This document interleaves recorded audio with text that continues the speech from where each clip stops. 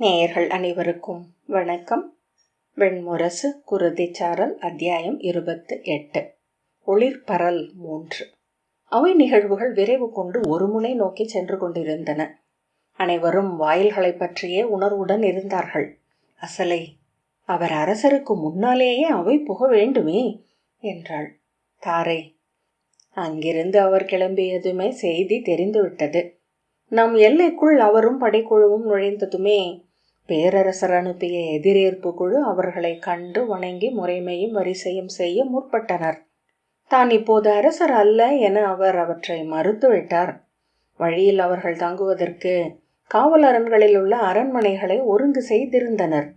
அவர்கள் வழியில் மரத்தடிகளிலும் பொதுச்சாவடிகளிலும் மட்டுமே தங்கினர் என்றாள். அசலை, ஆம், அவர் அரசு துறந்தார் என்றனர் என்றாள். தாரை, அவர் எப்போதும் அவ்வரசை சுமந்ததில்லை என்றாள்.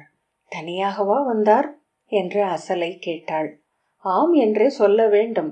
அவருடைய தேரில் பிறர் எவரும் இல்லை. பின்னால் புறவிகளில் சாத்தியகியும் 8 யாதவ காவலர்களும் வந்தனர். அசலை, ஆம், அவருக்கு எதற்கு காவல் என்றாள். இங்கு புஷ்ப கோஷ்டத்தில் உள்ள அரசர்களுக்குரிய அரண்மனையில் தங்க மாட்டோம் என்றார். ஆகவே அப்பால் அயல் நாட்டு தூதர்களுக்குரிய மாளிகையே அவருக்கு அளிக்கப்பட்டுள்ளது. விதுரர் அவைக்குள் நுழைந்த யூத்சுவிடம் ஓடி சென்று மெல்லிய குரலில் ஆணைகளை இட்டார். அவரை நோக்கி ஓடி வந்த கனகரிடம் மேலும் சில ஆணைகளை பிறப்பித்தார். ஒவ்வொருவரும் சிற்றமைச்சர்களை நோக்கி சென்று ஆணைகளை ஏவினார்கள். கைவீச்சுக்கள் நாவென சொல் எடுப்பதை தாரை கண்டாள். விழியறியும் சொல் என எண்ணிக்கொண்டாள். யுயுத்சு மெல்லிய அடிகளுடன் ஓடி சென்று திருதராஷ்டிரரிடம் ஏதோ சொல்ல அவர் தலையை சரித்து முகம் சுளித்து அவன் சொற்களை கேட்டார். அப்போது அவையில் ஓசை எழுந்தது. தாரை விழி திருப்பி அவையை நோக்கினாள். ஓசை வலுத்தது. என்ன ஓசை என்று அவள் அசலையிடம் கேட்டாள். அசலை மறுமொழி சொல்லவில்லை. அவள் விழிகள் நிலைத்திருந்த இடத்தை தாரை நோக்கினாள். அங்கே இளைய யாதவரை கண்டாள். நெஞ்சில் கை வைத்து ஆ என மூச்சொலியால் ஏங்கினாள். இளைய யாதவர் எவரும் எண்ணெயிராத வகையில் இயல்பாக கிழக்கு சிறு வாயிலினூடாக உள்ளே வந்தார். கை கூப்பியபடி உள்ளே வந்து ஓரிரு நிறைகளை கடந்த பின்னரே அவர் வருகையை அவை அறிந்தது. அனைத்து தலைகளும் திரும்பி அவரை பார்த்தன. சிலர் அறியாது எழுந்தனர். கை கூப்பியபடி அவரை நோக்கி சென்ற விதுரர் தலை வணங்கினர். அவர் விதுரரிடம் முகம் சிரிப்பில் மலர மென் சொல் உரைப்பது தெரிந்தது. கை வணங்கி தலை தாழ்த்தியபடி சென்று பீஷ்மரையும் துரோணரையும் கிருபரையும் வணங்கிவிட்டு திருதராஷ்டிரரின் அருகே நின்றார். அவர் இளைய யாதவர் அணுகியதுமே தலை குனித்திருந்தார். தலை நிமிராமலேயே வலக்கை தூக்கி வாழ்த்தினார். முன்னிரையில் அரசர்களுக்குரிய இருக்கையில் அமரும்படி இளைய யாதவரிடம் விதுரர் கோருவது தெரிந்தது. இளைய யாதவர் புன்னகையுடன் அதை மறுத்து தனக்கு பொது இருக்கைகளின் நிறையிலேயே தூதர்களுக்குரிய இடம் அளிக்கும்படி கோர விதுரர் தயங்கி மேலும் ஒரு சொல் எடுக்க அவர் தோளில் தொட்டு புன்னகையுடன் தலையசைத்து இளைய யாதவர் வலியுறுத்தினார். அவரை அழைத்து சென்று வணிகர்களுக்கும் குடித்தலைவர்களுக்கும் இடையே இடப்பட்டிருந்த அரச தூதர்களுக்கான இருக்கைகளில் ஒன்றில் அமர வைத்தார். யூத்சு அவரிடம் சென்று தலை வணங்கி முகமன் உரைத்தான். அவர் அவனிடம் ஏதோ நகையாட்டுரைக்க அவன் நாணி சீரித்தான். இளைய யாதவர் அரசு பீடத்தில் அமராது எளிய தூதர்களுக்கான பீடத்தில் அமர்ந்த செய்தி அவை முழுக்க மெல்ல ஓர் அலை போல பரவி செல்வதை கண்களால் பார்க்க முடிந்தது. அவைக்குள் நுழைந்த கனகர் யூத்சுவை நோக்கி கை காட்டினார். யுயுத்சு நிமித்திகரிடம் ஆணையிட முது நிமித்திகர் அரச மேடையில் எழுந்து தன் வெள்ளிக்கோலை மும்முறை சுழற்றினார். அவை ஓசையடங்கி அமைதி கொண்டது. யுயுத்சுவும் கனகரும் வெளியே சிற்றடி வைத்து ஓடினர். வாயிலில் மேலாடையை சீரமைத்தபடி விதுரர் நின்றார். நிமித்திகர் உரத்த மணிக்குரலில் அவை வெல்க, விண்சூழ் மூதாதையர் புகழ் கொள்க, வெளியாளும் தெய்வங்கள் நிறைவு கொள்க, இத்தருணம் இதில் அமைந்த அனைவரின் உள்ளங்களாலும் முழுமை கொள்க. ஆம், அவ்வாறே ஆகுக என்றார்.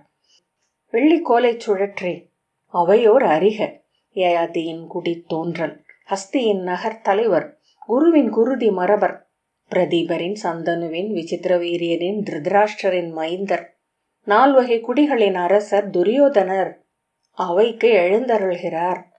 என்று அறிவித்தார்.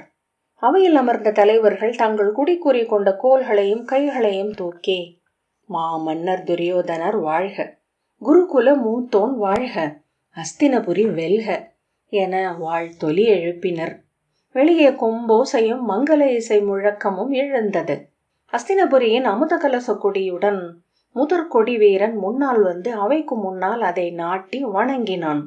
நிமித்திகன் உள்ளே வந்து மும்முறை கொம்பூதி அஸ்தினபுரியின் அரசர் துரியோதனர் அவை நுழைக என்று அறிவித்தான். வாழ்த்தும் குரவை ஒளிகளும் முழங்கிச் சூழ மங்கள தாளமேந்தி சேடியர் நுழைந்து இரு பிரிவுகளாக பிரிந்து அகன்றனர். இசைச்சூதர் முழங்கியபடி நுழைந்து அவை அமைந்தனர். கைகூப்பியபடி அவை நுழைந்த துரியோதனனை அவையின் வலது பக்கத்தில் இருந்த பொற்குடங்களில் நீருடன் சென்ற வைதீகர் வேதம் ஓதி வாழ்த்தி நீர் தெளித்து எதிர்கொண்டார்கள். அவர்கள் அரச மேடை ஏறி கங்கை நீர் தெளித்து தூய்மை செய்த அரியணையில் விதுரர் அழைத்துச் செல்ல துரியோதனன் சென்று அமர்ந்தான். இடப்பக்க சிறு வாயிலினூடாக சுடர் தாளமேந்திய மங்கள சேடியர் உள்ளே வர அவர்களுக்கு பின் பானுமதி கை கூப்பியபடி அரச மேடையை அடைந்து துரியோதனனுக்கு அருகே அரியணையில் அமர்ந்தாள். அவை வாழ்த்து கூவ சேடியர் குரவையிட மங்கள இசை அனைத்தையும் ஒன்றென திரட்டி அக்கூடத்தை நிறைத்தது. அஸ்தினபுரியின் தொல்குடி மூத்தவர்கள் 7 பொற்தாளத்தில் மணிமுடியை கொண்டு வந்து அளிக்க வைதீகர் அதை எடுத்து துரியோதனனுக்கு சூட்டினர். அவை அமர்ந்தோர் அரிசியும் மலரும் தூவி வாழ்த்தினர். குடி மூத்தோர் கொண்டு வந்த செங்கோலை பெற்று துரியோதனன் அணிக்கோலம் கொண்டு அமர்ந்தான். வேதமோதி வாழ்த்து நின்ற வைதீகர்களுக்கு இரு ஏவலர் கொண்டு வந்த தாளத்தில் இருந்த பொன் நாணயங்களை இரு கைகளாலும் அள்ளி பணிந்து கொடை அளித்தான்.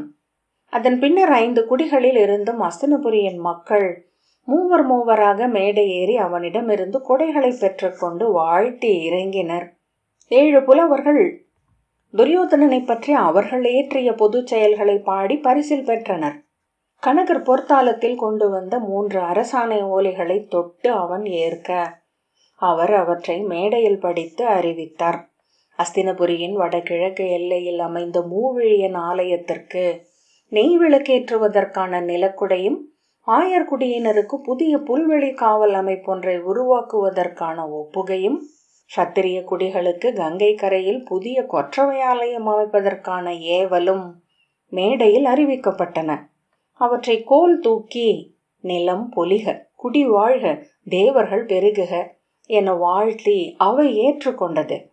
தாரை அவை நிகழ்வுகளை மெல்லிய பதற்றத்துடன் நோக்கி கொண்டிருந்தாள். இளமையிலிருந்தே அவள் மீண்டும் மீண்டும் பார்த்தவை அவை. மச்ச நாட்டிலிருந்து அஸ்தினபுரிக்கு வந்த போது அங்கிருந்த ஒவ்வொன்றும் அவளுக்கு திகைப்பும் அச்சமும் அளித்தன. நகரின் மாபெரும் கோட்டை அவள் மூதன்னை சொன்ன கதைகளில் வரும் பாதாளத்து நாகமாகிய கத்ருவை போல் தோன்றியது. அக்கோட்டைக்குள் நுழையும் போது நாகத்தால் விழுங்கப்படுபவளாகவே உணர்ந்தாள். அஞ்சி மேய்ப்பு கொண்டு அங்கிருந்த முதிய செடியின் உடலுடன் ஒட்டி கண்களை மூடி விம்மி அழுதாள். அவளை அணைத்து சேடி, அஞ்சற்க அரசி, இப்பெருநகரில் அரசி என தாங்கள் நுழைவது மச்சர் குலத்திற்கு பெருமை. சதுப்புகளில் மீன் வேட்டையாடி முதலையும் உண்டு வாழும் நாம் இதோ அஸ்தினபுரியின் உறவினர் என அறிவிக்கப்பட்டிருக்கிறோம். தங்கள் வயிற்றில் பிறக்கும் மைந்தர் சத்திரிய குடியினர் என்று பாரத வருஷத்தால் ஏற்கப்படுவார்கள். தாங்கள் நம் குடியின் முகப்பு கொடி. நாம் வெல்லவிருக்கும் பெருமையினை பற்றுவதற்காக வீசிய தூண்டில் கொழு முனையே தாங்கள். தங்கள் உறுதியாலேயே நம் குலம் எண்ணிய அனைத்தையும் எய்த வேண்டும் என்றாள். அஸ்தினபுரியின் விரிவான சடங்குகளும் முறைமைகளும் அணிச்சொற்களும் அவளுக்கு முற்றிலும் புரியாத நாடகம் போல் இருந்தன.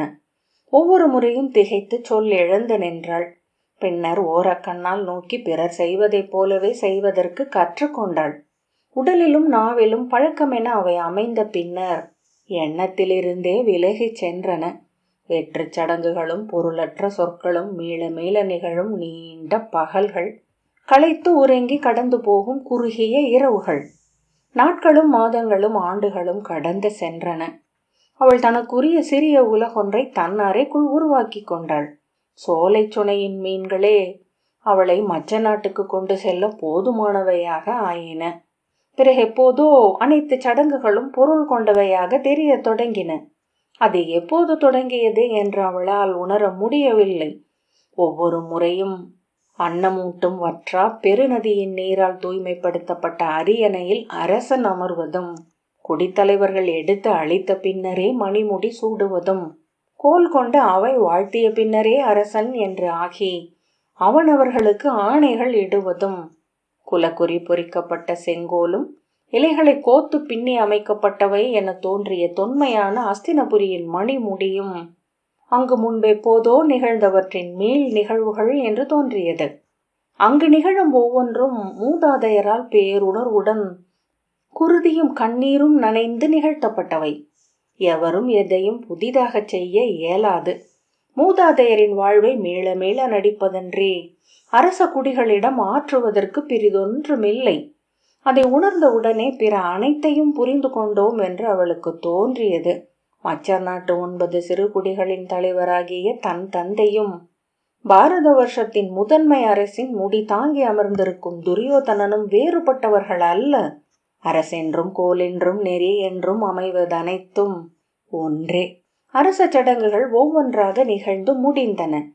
விதுரர் அவை முகப்பில் தோன்றி கை உயர்த்தி, அவை சிறப்படைக, முடிமன்னர் வெல்க, அஸ்தினபுரிக்கு இன்று ஒரு நன்னாள், அவை மங்களம் நிறைந்துள்ளது.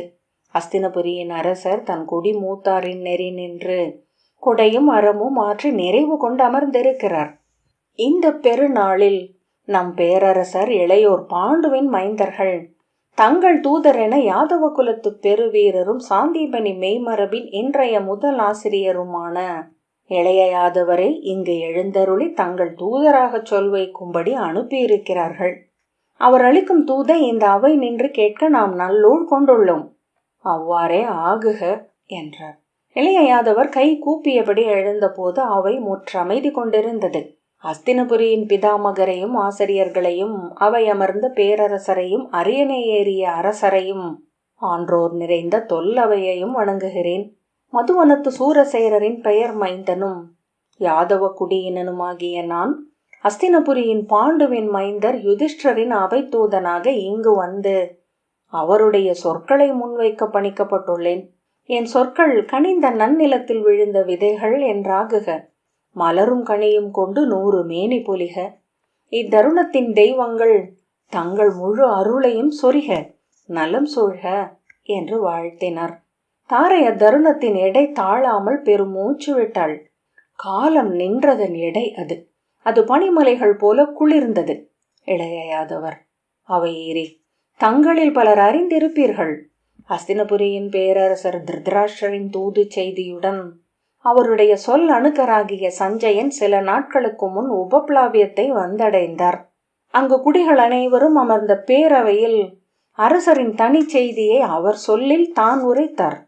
அரசரின் சொற்கள் இவை: என் நிலையிலும் எதன் பொருட்டும் தன் மைந்தரை பாண்டுவின் மைந்தர்கள் கொல்லலாகாது. அதற்கு வழி அமைக்கும் என்பதனால் அவர்கள் படையெழுச்சியை மறு சொல்லின்றி கைவிட வேண்டும். ஆன்றோரே, அஸ்தினபுரியின் அரசர் என்றல்ல, மைந்தரை பெற்ற தந்தை என்று நின்று அச்சொல்லை பேரரசர் முன் வைத்தார். பாண்டுவின் மைந்தரின் முதற்றாதே என நின்று அவர் அக்கோரிக்கையை ஆணையென்றும் மன்றாட்டென்றும் முன்வைத்திருந்தார். அவையில் எழுந்து அதை சஞ்சயன் உரைத்த போது பாண்டவ முதல்வராகிய யுதிஷ்டர் விழி நீர் மல்கி, தந்தையின் ஆணை தலைமேற் கொள்ளப்பட்டது. மறு சொல்லோ மறு எண்ணமோ எனக்கில்லை. என் நிலையிலும் பாண்டவர்கள் கௌரவர்களுக்கு எதிராக படைமுகம் கொள்ள மாட்டார்கள் என்றார். பாண்டவர் தரப்பிலிருந்து படையெழுச்சி நிகழாதென்றும், எப்படை கலத்தாலும் எங்கும் பாண்டவர்கள் கையால் கௌரவர்கள் தாக்கப்பட மாட்டார்கள் என்றும் ஆணை உரைத்தார். சான்றோரே, அவ்வுறுதியை இந்த அவையில் மீண்டும் உரைக்கவே நான் வந்துள்ளேன். இளைய யாதவர் கை கூப்பிய போது அவை எங்கும் பரவிய மெல்லிய முழக்கத்தை தாரை கேட்டாள். அது வாய்களோ மூக்குகளோ எழுப்பியதல்ல, உள்ளம் நேரடியாக ஒலித்தது என்று தோன்றியது. திருதராஷ்டிரர் கை கூப்புவது போல் விரல்களை கோட்டி அதன் மேல் தன் முகத்தை அமைத்து தலை குனிந்து அமர்ந்திருந்தார். அவருடைய பெரிய தோள்களில் தசைகள் நெளிந்து கொண்டிருந்தன. பீஷ்மர் எச்சொல்லையும் கேளாதவர் போல் வேறெங்கோ விழிநட்டு அமர்ந்திருக்க துரோணர் குனிந்து கிருபரிடம் எதையோ சொன்னார். கிருபர் தலை அசைத்தார். மேலும் எதையோ எதிர்பார்ப்பவன் போல இளைய யாதவரையே நோக்கி கொண்டிருந்தான் துரியோதனன். அவன் அருகே பானுமதி வெண் சொன்னத்தாலான பாவை என வெறும் முகம் கொண்டு அமர்ந்திருந்தாள். அவன் இளையோர் மலைத்த விழிகளுடன் அவை நிறைத்திருந்தனர். சகுனி விழிகளை தாழ்த்தி தாடியை நீவி கொண்டிருக்க, கணிகர் தான் அமர்ந்திருந்த சேக்கையில் இருந்த மர உரியின் ஒரு நூலை மெல்ல பிரித்து எடுத்து கொண்டிருந்தார். தாரை தன் சூழலை உணர்ந்து அரசியரை நோக்கினாள். காந்தாரியின் நீல கண்பட்டை நனைந்து கன்னங்களில் விழி நீர் வழிந்தது. அசலை உதடுகளை உள்மடித்திருந்தாள். ஆனால் பிற அரசியர் அனைவரும் என்ன நடக்கிறதென்றே தெரியாமல் விழியொழிந்த தோற்றம் கொண்டிருந்தனர். இந்த அவையில் பாண்டவர் தரப்பில் நின்று நான் அறிவிப்பது ஒன்றே, போர் அகன்று விட்டது என்று இளைய யாதவர் சொன்னார். பாண்டவர்கள் இனி அஸ்தினபுரியிடம் கோருவதென ஏதும் இல்லை. மண்ணோ முடியோ பிற உரிமைகளோ அவர்களுக்கு தேவை இல்லை. தங்கள் ஆற்றலால் தங்கள் ஊழின் வழியில் தொடர்வதென அவர்கள் முடிவெடுத்திருக்கிறார்கள். இந்த அவையில் பிதாமகரையும் ஆசிரியர்களையும் பேரரசரையும் பேரரசியையும் தன் இளையோனாகிய அஸ்தினபுரியின் அரசரையும் உடன்குருதியினர் அனைவரையும் வணங்கி வாழ்த்துரைத்து யுதிஷ்டர் அனைத்து நலமும் சூழ்க என்கிறார். அவர் சொல் இந்த அவையில் திகழ்க என்றார். அவை மெல்ல சொல் அடங்கியது. இளைய யாதவர் மேலும் உரைக்கப் போகும் ஒன்றுக்காக செவி கூர்ந்தது. அவையோரி, இதனால் விளைவதென்ன என்று நன்கறிந்தே யுதிஷ்டர் இதை இயற்றி இருக்கிறார் என்ற அறிக. தந்தை என நின்று திருதராஷ்டிரர் சொன்னவற்றுக்கு தலை கொடுத்து இம்முடிவை அவர் எடுத்திருக்கிறார். ஆனால் செயல்களே வரலாறு, ஏன்களும் எவ்வாறுகளும் அல்ல. இன்னும் சில நாட்களில் அவர் தன் முடியையும் மண்ணையும் துறந்து அகன்றது மட்டுமே சொல்லில் நின்றிருக்கும். அது அச்சமுடைமை என்றும் ஆண்மையின்மை என்றும் தான் விளக்கப்படும் என இளைய யாதவர் சொன்னார். விட்டு செல்வது எளிதல்ல. அவருடன் இணைந்து படைமுகம் வரை வந்த அரசர்களை கைவிடுவதுதான் அது. அவர்கள் இப்பக்கம் உங்களுடன் இணைந்த அரசர்களால் இனி வேட்டையாடப்படுவார்கள், கொன்று உண்ணப்படுவார்கள். அறிக, யுதிஷ்டர் அவர்களுக்கு செய்தது பெரும் அறமின்மை. தந்தை சொல்லின் பலிபீடத்தில் தோழர்களை குருதி அளிக்கிறார். உளமு வந்து அவர் அதை செய்ய முடியாது. அவர்கள் ஒவ்வொருவரும் அவர் விழி முன் எழுந்து மெய்யுருக சொல் நிகழ நெறியா என்று கேட்பார்கள். அவர்களின் நோக்குக்கு முன் அனல் முன் என்பிலே என சுருண்டு துடிக்காமல் அவர் இனி எஞ்சிய வாழ்நாளை கடக்க முடியாது. இளைய யாதவரின் சொற்கள் அவை எங்கும் உணர்வலை ஒன்றை பரவ விடுவதை தாரை கண்டாள். கைகளை மார்பில் கட்டி பார்வையை மறுபக்கம் இருந்த தூணொன்றில் நிலைக்க விட்டு முற்றிலும் உணர்வற்ற கற்சிலை முகத்துடன் துரியோதனன் அமர்ந்திருந்தான். அவருக்கு இருக்கும் ஆறுதல் ஒன்றே, தோழரை கைவிட்டு அவர் எதையும் ஈட்டவில்லை என்பது. ஐவரும் தங்கள் அரசியரையும் மைந்தரையும் அன்னையையும் அழைத்து கொண்டு அறியா நிலம் நோக்கி செல்ல வேண்டும். மலை வேடர்களாகவோ மச்சர்களாகவோ வாழ வேண்டும். இனி அரண்மனையோ படைத்துணையோ குடியோ கோட்டையோ இல்லை. பாண்டுவின் பெயரின்றி அவர்கள் கொண்டு செல்வதேதும் இல்லை. குடியெலிகளாக அவர்கள் வாழ்ந்து மடிய வேண்டும். மேலும் பல தலைமுறைகளுக்கு பின் அவர்களுக்குரிய குடி உருவாகி வரக்கூடும். அதுவரை பாண்டுவின் பெயரை மலைவேடர் மைந்தர்களே சூடியிருப்பர். இங்கு குடியும் கோட்டையுமாக சொல் கொண்டு தார்த்தராஷ்டிரர்கள் அமர்ந்திருக்கையில் பாண்டவர்கள் அங்கே அவ்வண்ணமாக வேண்டும் என்பதே தெய்வங்கள் வகுக்க முதற்றாதை சொல்லில் எழுந்தது என்றால் அதுவே நிகழ்க. இளைய யாதவர் தலை வணங்கி அமர்ந்ததும் அவையில் சொல் என ஏதும் எழவில்லை. ஆனால் தொண்டை தீட்டும் ஒலியும் மூச்சொலிகளும் உடல் அசைவில் அணிகள் எழுப்பும் ஓசைகளும் கேட்டு கொண்டிருந்தன. அனைத்து விழிகளும் துரியோதனனையே எதிர்பார்த்திருப்பதை தாரை கண்டாள். அசலை மெல்ல அசைந்து நீள் மூச்செறிந்து தலை சரித்து தாரையின் காதில் ஒரு சொல்லும் உரைக்கப் போவதில்லை என்று சொன்னாள். தாரை அந்த அமைதியின் உச்ச நிலையில் ஏறிப்பட்ட கந்தக குவை என பெருங்குரலுடன் துரியோதனன் எழக்கூடும் என எதிர்பார்த்தாள். இரு கைகளாலும் தொடைகளையும் தோள்களையும் தட்டி கொண்டு அரசன் என்றும் தொல்குடியினன் என்றும் தான் சூடிய அடையாளங்கள் அனைத்தையும் வீசி பெரும் மல்லனாக அவன் எழும் தருணங்கள் பலவற்றை அவள் முன்னரே கண்டிருந்தாள். அவள் துரியோதனனையே நோக்கி கொண்டிருந்தாள். அவன் முற்றிலும் அசைவற்றிருந்தான். வேறு ஒரு காலத்திற்கு சென்று விட்டது போல.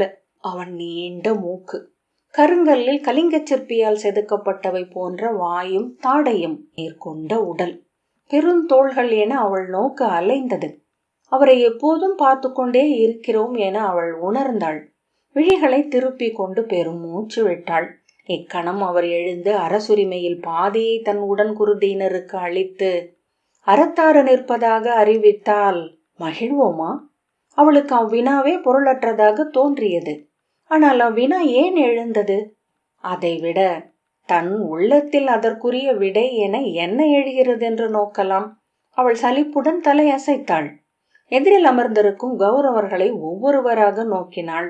துச்சலன், துர்மதன், சலன், சகன், துர்மர்ஷ்ணன், துர்முகன், சத்வன், சுலோச்சனன், சித்திரன், சாரு சித்திரன், ஊர்ணநாபன், நந்தன், உபநந்தன், சித்திரபாணன், சுபாகு அனைவரும் அவரே என்று முதல் நோக்கிற்கு தோன்றினர். இயல்பாக விழி தூக்கிய போது அவை அமர்ந்த அனைவருமே அவர் முகம் கொண்டிருப்பதாக தோன்றி திகைப்பு எழுந்தது. ஆனால் அவர்கள் அவர் அல்ல. விழி நட்டு நோக்க நோக்க ஒவ்வொருவரும் அவரிடமிருந்து கூறிய வேறுபாடு கொண்டனர்.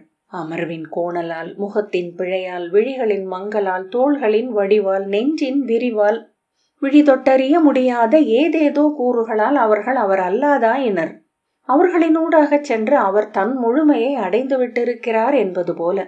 ஒவ்வொருவரும் அவரே. ஆனால் ஒவ்வொருவரையும் ஒவ்வொரு வகையில் உதறி கடந்து சென்று அவர் அவ்வாறு ஆகியிருக்கிறார். மீண்டும் அவள் துரியோதனனை நோக்கினாள். சிம்மங்களும் வேங்கைகளும் கொள்ளும் முற்றமைதி, தனக்கு அப்பால் உலகே இல்லை என்பது போல் முற்றிலும் தன் உடலுக்குள்ளேயே அமைதல், முற்ற நிறைந்து ஒரு துளி சொட்டா கலம் போல. குழல் கற்றைகள், நேர் நெற்றி, கூர் மீசை, அழுந்திய உதடுகள், குமிழ்ந்த முகவாய், மல்லர்களுக்குரிய காலை கழுத்து, முற்றிலும் பிழையின்மை கூடிய பேருடல். பிழைக்காகவே அவரை நோக்கும் விழிகள் எல்லாம் தவித்து தேடுகின்றன.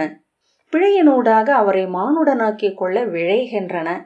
நிறைவு கண்டு திகைத்து சோர்ந்து விலகிக் கொள்கின்றன. அஞ்சி அகல்கின்றன. பின்னர் வெறுக்க தொடங்குகின்றன. அங்கே அமர்ந்திருப்பவர்களில் எவரேனும் துரியோதனனை நோக்குகிறார்களா? அவள் விழி திருப்பி நோக்கிய போது அனைவருமே அவரையும் இளையாதவரையும் மட்டுமே நோக்கி கொண்டிருப்பதை கண்டாள். விழிகள் துலாமுள் என அலை பாய்ந்து கொண்டிருந்தன. அவள் இளையாதவரை கண்டாள். சற்றே சரிந்த துலாத்தட்டு அளிக்கும் பொறுமையின்மையுடன் அன்றி அவரை பார்க்க முடிவதில்லை. படையாழியும் வேய்குழலும் நிகர்கொள்ளலாகுமா? குழல் சூடிய அப்பீலி ஒரு துலாமுள். அவள் திரும்பி காந்தாரியை பார்த்தாள். எவரும் எதுவும் சொல்லாமல் பொழுது கடந்தது. ஒரு கணத்தில் அவ்வெண்ணம் அவளுக்கு எழுந்தது. எவர் என்ன சொல்ல முடியும்? மேலும் சற்று முன்னகர்ந்த போது அவள் உள்ளம் திகைத்து அசைவிழந்தது. என்ன சொல்ல முடியும்? யுதிஷ்டரின் துறப்பை ஏற்கிறோம் என்றா? போர் நின்று விட்டதென கொண்டாடுவதா? அப்போதும் செய்வதற்கு எஞ்சியது ஒன்றே. அவை எழுந்து, ஆம், நிகராக நானும் முடி துறக்கிறேன் என்று சொல்லுதல், தந்தை அளிக்க பெற்றுக்கொள்கிறேன் என்று அறிவித்தல், அல்லது அனைத்தையும் கைவிட்டு மூத்தவரே என யுதிஷ்டரை அழைத்து ஏற்றுக்கொள்ளுதல். ஒரு கணத்தில் அத்தனை முடிச்சுக்களும் முற்றவிழலாம், அல்லது முற்றிலும் அசைவற்று முடிவெளி வரை தொடரலாம். பிரிதொன்றில்லை. அவளால் அமர்ந்திருக்க இயலவில்லை. எழுந்து ஓடிவிட வேண்டும் போல் இருந்தது. அசலையின் கையை தொட்டாள். ஆனால் சொல் எழவில்லை. அசலைய தொடுகையால் மெல்ல வீதிர்த்தாள். அவள் இளையாதவரின் முகத்தை நோக்கினாள். அவர் கைகளை மார்பில் கட்டியபடி அங்கில்லாத எதையோ நோக்கி புன்னகைப்பவர் போல அமர்ந்திருந்தார். அவள் முந்தைய நாள் அறிந்த தந்தை வடிவம் அல்ல அது என தோன்றியது. திகைப்புடன் அவர் குழலில் சூடிய பீலியை நோக்கினாள். அதுவும் அவளுக்கு நோக்களிக்கவில்லை. படபடக்கும் உள்ளத்துடன் அவள் அவர் புன்னகையை, ஒற்றை கல்லாரம் துவண்ட மார்பை நோக்கினாள். பின்னர் காலடிகளுக்கு நோக்கு தழைந்தாள். அறிந்தவை, அணுக்கமானவை. அவள் உளக்கொந்தளிப்பு அடங்கியது. அவள் அவர் கால்களையே நோக்கி கொண்டிருந்தாள். குருதிச்சாரல் 28வது அத்தியாயம் இத்துடன் நிறைவு பெற்றது.